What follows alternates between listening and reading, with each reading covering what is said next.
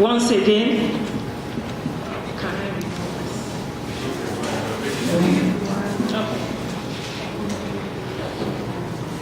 Okay, I'm fine with this. Thank you.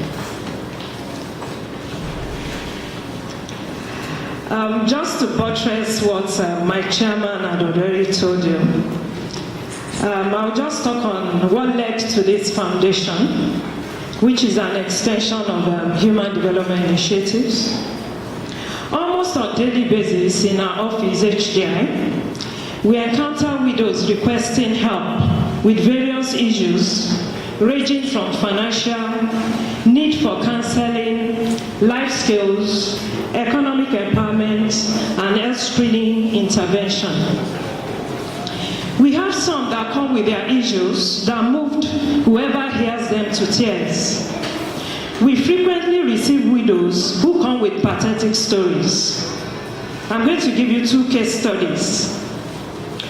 1, on a particular day, a widow came to the office seeking for better employment. She was in company of her daughter, who was in SS1 at the Macaulay Senior Secondary School. I knew that one later. And it was during school hours. Having explained the reason for her visit, she was interviewed why her daughter was not in school. And she answered, "I cannot afford money for uniform. And I have 4 children to cater for. Any money that I get, I clean the gutters. Any money that I get or earn is spent on feeding. And you are now asking me why she's not in school." Her story was pathetic. We cannot, out of conscience, let her go that day without giving her money to go and buy uniform so that the girl can be in school. Second case, a widow came for assistance in obtaining letters of administration.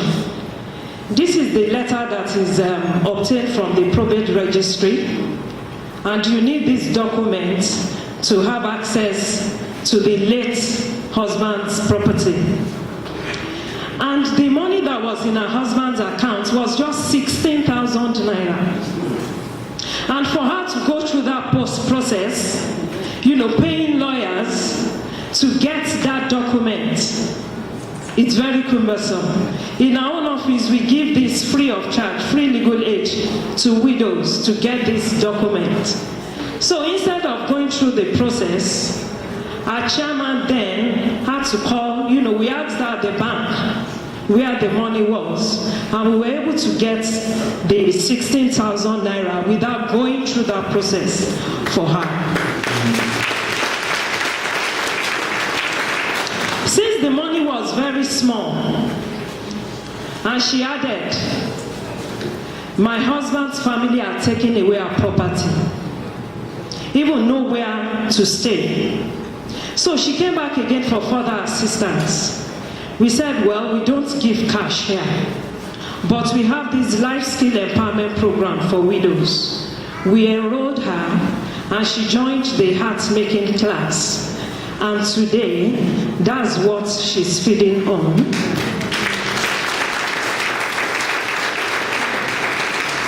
And after that, she got some amount of money to start up the business from one of HDI's benefactors. So these experiences and others not mentioned here largely informed our decision to use my 50th birthday to kickstart HDI Empowerment Trust Fund.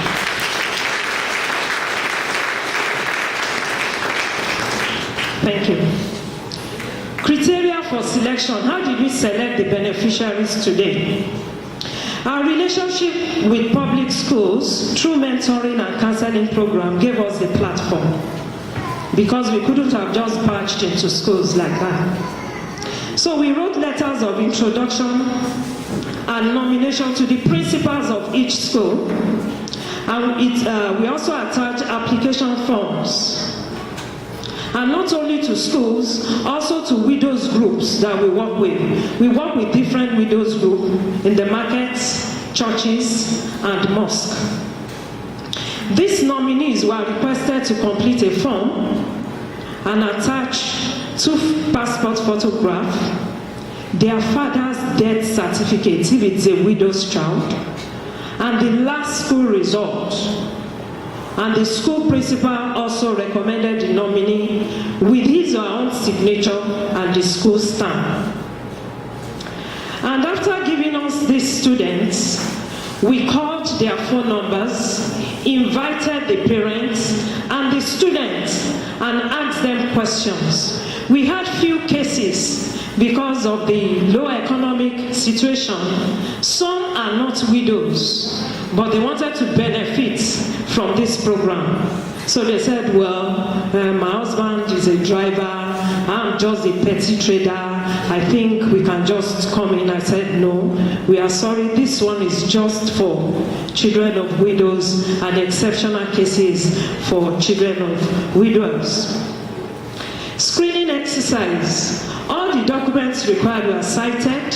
We made phone calls, confirmed their status, and afterwards, there was a briefing. We had a gathering like this that we invited the parent guardian of the nominees, and we also created awareness on what this HDI ETL is all about. And we had one-on-one interview with the children. We had one student that actually confessed that, well, we can't find our daddy. We don't know where daddy is since. So that's why mommy said she was a widow. Actually, mommy is not a widow. So we said sorry. Implementation. Given the importance of education to individual, community and national development, this foundation will support the education of selected widows' children. We also have some orphans, like I've said, in public primary and secondary schools. Though we have exceptional case of private school, but one of our benefactors is going to sponsor those children throughout university.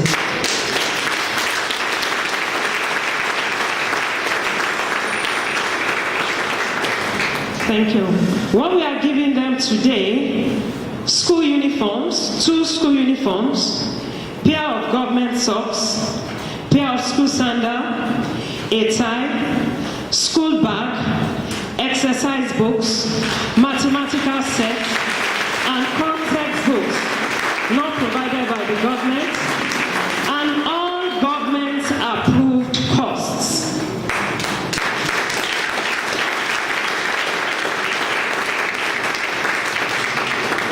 In view of the mentoring and psychosocial counseling component of this project, we have decided to keep the number of beneficiaries at the manageable level.